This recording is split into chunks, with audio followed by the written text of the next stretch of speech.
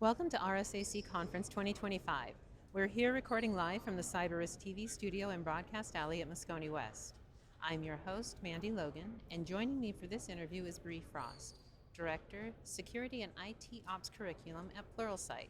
Welcome, Bri. Hi, thank you for having me. Oh, I'm very, very glad that you are here, and I'm actually incredibly intrigued to hear your take on what are the emerging AI threats, because you're coming at it more from an education and curriculum side and actually looking at what are you seeing in the industry and what needs to be done.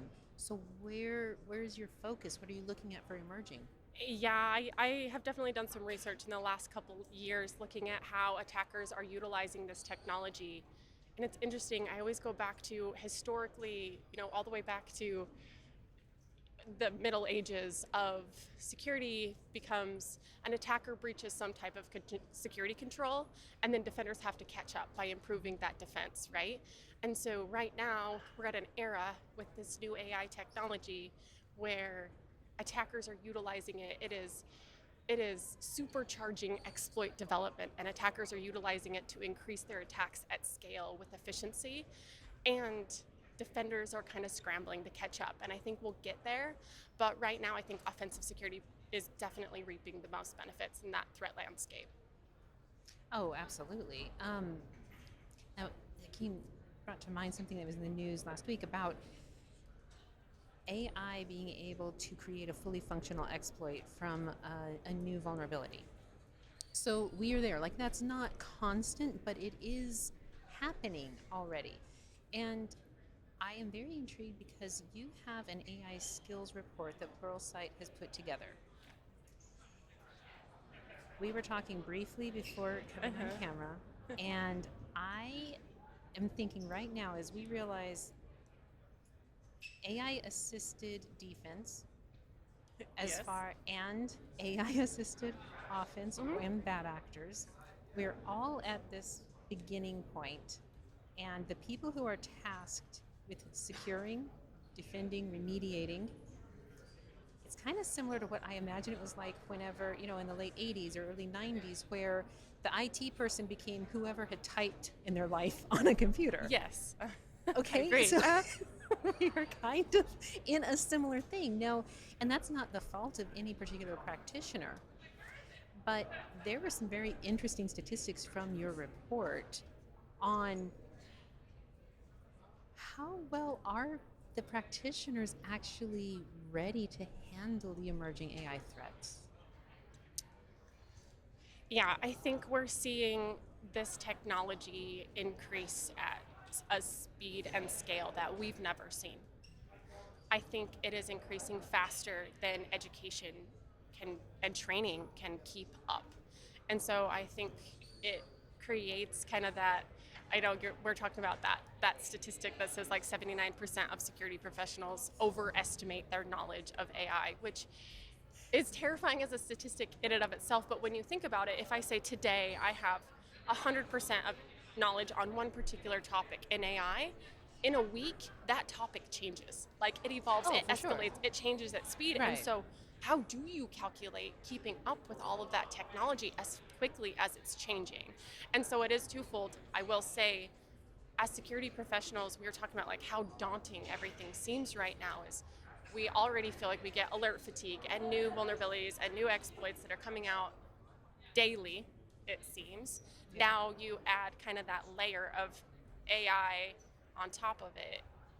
It makes sense that, we're all trying to boast where we are, but in security you have to be really careful because overestimating your knowledge and your skill set gets dangerous because it immediately opens us up to vulnerability. So I think in the industry we need to be a little bit more honest about, I don't know this, I need time Right. to dig into it, and not try to move immediately as quickly as, yes, I know how to do it, yes, I know how to secure this system. If you don't, that's dangerous. And so we need to be careful about understanding with this understanding that this technology is increasing too quickly and that we're all kind of in the same boat together. Now, is there a disconnect that you're seeing between upper management and executives being able to understand really what it would take for the individual human to Yeah. be able to learn and keep up? Yeah, I think at like even an IC level, an individual contributor level working on security, you have one level of specific expertise. And as that gets higher into a manager, director, VP, executive level, all the things that you have to be expected to be an expert on, it expands, right? And so I understand why it says uh, executives are feeling more pressure to be experts on every single topic under that umbrella. I just don't think that that is an acceptable, like we shouldn't have that expectation. And when you are speaking with individuals now, coming from your background with, well, offensive security, right? You Yeah, did yeah, offensive security in the past. yeah, It was your focus. And if you were jumping into that field today, say had just graduated college or had yeah, just done some preparatory boot camp or something, and you jumped in today, can you give me a like, how would that differ from whenever you entered? yeah. I think I think AI is here to stay. Right. And I think it has just it's expanded the threat landscape. So, but it also helps us as a tool, right? So Right. it helps us identify what areas we need to focus on and prioritize, but the underlying technology of how AI, ML, all of that works is going to be just as critical to learn today as ports, protocols, operating systems was back in the day when I first picked up, right? I have a traditional IT background, Okay. and we're seeing a lot of cybersecurity professionals kind of jumping into the field without that like baseline of inherent implied knowledge on how all of that works. And so it's just kind of caused almost like a snowball effect of like there's so much inherent knowledge, and now we're adding all the technology needed to identify like the artifacts that AI leaves behind to be able to do effective detections. And so just tack on all the fundamentals of how AI technology works. And I think that's probably where we need to start from offensive security professionals learning Okay. today, is starting with emulation, starting with AI, Okay. and then also, all that long list of implied technology. And so, what is your recommendation for organizations that are realizing understanding AI and its implications has to become a priority more quickly? Is there a defined roadmap or procedures or anything that you would recommend for organizations facing that training gap?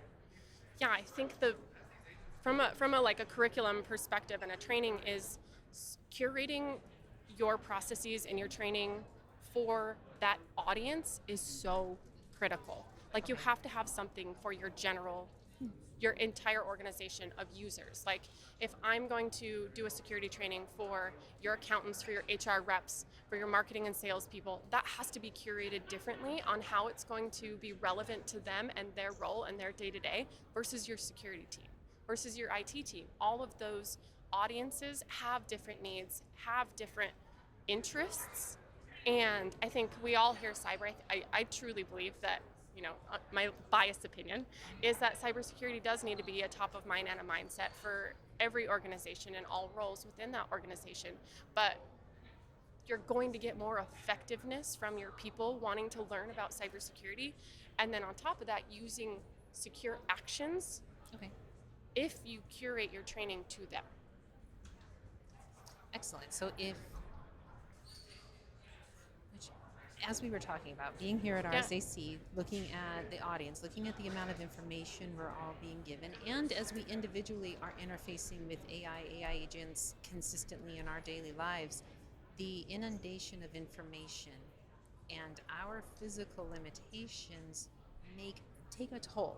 Yeah. So I could see why having targeted curriculum, not only Mm-hmm. that's intelligent, but it literally is part of the mainstream of keeping an organization going, because you have to keep burnout down. Yeah.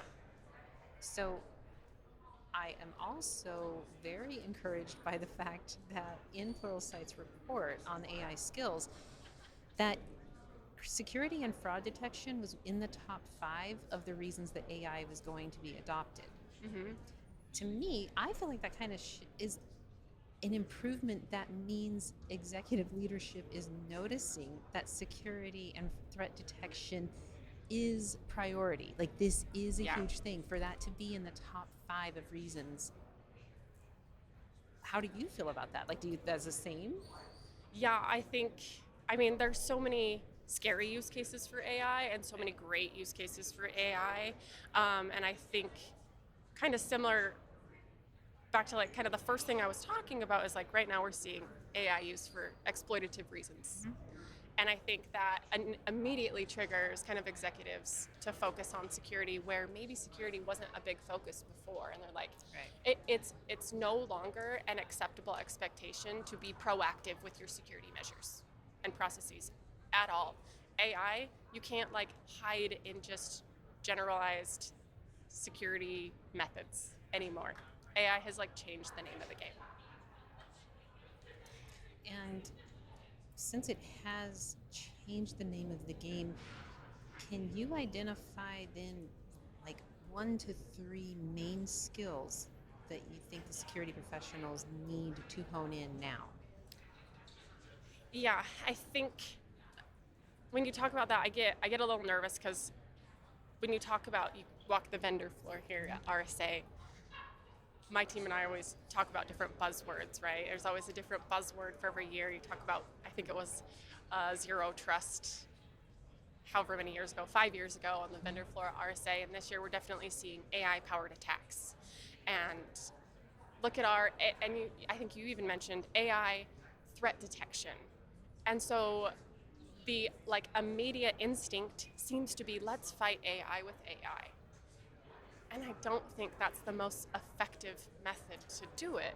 I think we need to use traditional detection methods and incident response protocols, but tack on kind of those like fingerprints and like by learning how AI technologies work, those artifacts and like those fingerprints that they leave behind is going to help us increase those detections. And so I think that's the really important piece here is it's going to be a culmination of all the things, but just like throwing your incident response playbooks out the door and saying, oh, we're going to have a button push that now we're going to do No.